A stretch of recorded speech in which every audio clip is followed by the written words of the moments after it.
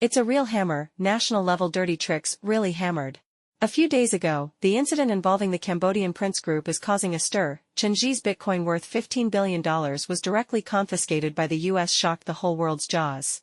There was a question that caused people's confusion at that time. A Bitcoin is not known for its decentralization and security, is it? As long as you hold the private domain in your hands, no one can touch your money. But the United States didn't even catch Chen Ji himself. How did they get his 120,000 Bitcoins in one pot? Until recently, National Computer Virus Emergency Response Center published a report which unveiled the mystery of this shocking case. It turns out that punishing the $15 billion in Bitcoin was stolen by the United States 4 years ago. We have to start talking about this in 2020. The largest mining pool in the currency circle at that time was called the Lubian Pool. Main operating bases are in China and Iran. The computing power can account for 6% of the entire network. Who is the big boss behind the Lubian Pool? That's right, it's Cambodia's Prince Group, that is Chen Ji. The result that on December 28, 2020, this mining pool was robbed. A total of 127,000 bitcoins were stolen by hackers overnight, even based on the market value at that time. These bitcoins just be worth $3.5 billion. Now it has risen to $15 billion. It stands to reason that the hacker got the money. They will be thinking about put money in the bag to feel secure. It's better to cash out these bitcoins as early as possible, but in the next 3 years, this batch of bitcoins was completely flat. The attacker's wallet address has been dormant for a long time. No transactions occurred until June 2024. This batch of bitcoins has been dormant for a long time, then finally transferred to the new wallet address. The label at the new address actually says it was held by the US government. Good heavens, the man behind the scenes finally surfaced. Everything can be explained clearly. No wonder hackers are so powerful. A large mining pool can be emptied overnight. It turns out this was a state-level hacker attack led by the US government. Then another 16 months passed. The US Department of Justice slowly took action, prosecuting Chen Ji on suspicion of transnational electronic fraud and money laundering. The 127,000 bitcoins were confiscated. That is to say, in fact, as early as 4 years ago, Chen Ji, these 127,000 bitcoins was already in the pocket of the US government. It's just that they haven't moved this bitcoins. They finally admitted it this year. Just because of these 127,000 bitcoins, the US government's Bitcoin reserves surged to 325,000. Becoming the institution with the largest number of Bitcoin holdings in the world. It can be described as Chen Ji falling, America falling.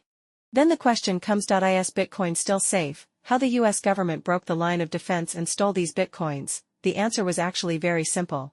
On the one hand, it was Chen Ji spin a cocoon around himself. On the other hand, the technological crushing of the US.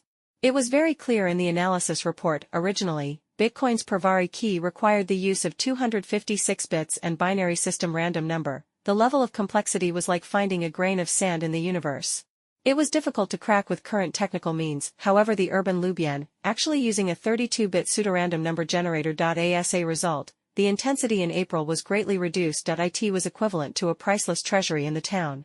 In the end, only a plastic lock was installed, liking a little more wary of gentlemen than villains. So the US government directly violently cracked, leveraging cutting-edge hacking techniques. Only 2 hours, Lubian Bitcoin were almost drained. There were only about 200 Bitcoins left. What's more interesting is that even though his home was robbed, Chen Ji still refused to admit it at that time. Just keep sending messages on the blockchain to beg for mercy. He sent more than 1,500 messages in total, begging hackers to return bitcoins.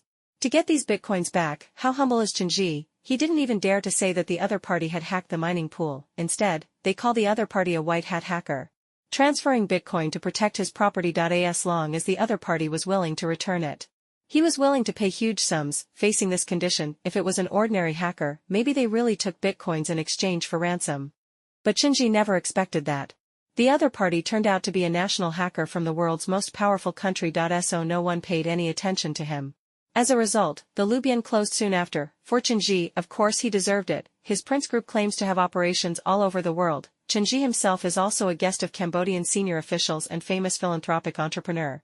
But in fact, what he was doing was kill and rob. There were countless victims. He has built more than 10 e-fraud parks in Cambodia, surrounded by barbed wire were confiscated passports, victims of restrictions on personal freedom. They were often beaten brutally, even the kidney was lost, forced to engage in electronic fraud, making money for Chen Ji. It can be said that every bitcoin in Chen Ji's hands was stained with sin, but the US who involved punishment in this case, was definitely not justice. According to US law, this $15 billion in bitcoin should be used to compensate victims as a priority. The remaining money could be nationalized, but there were so few victims in the US I won't tell you who were really deceived.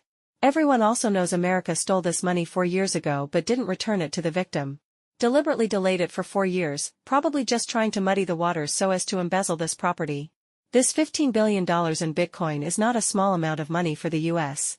It's enough to build 2 to 3 aircraft carriers. What's more, the US is now under great financial pressure. Government shutdown lasts longer than ever. They have strong demand for debt elimination. There will be more and more such shady operations in the future. This incident also reminds us that increasingly turbulent international situation proposes higher requirements for digital security and network security. In the future digital economy, digital currency must lay a solid foundation for security. Otherwise, a little carelessness may lead to disastrous consequences.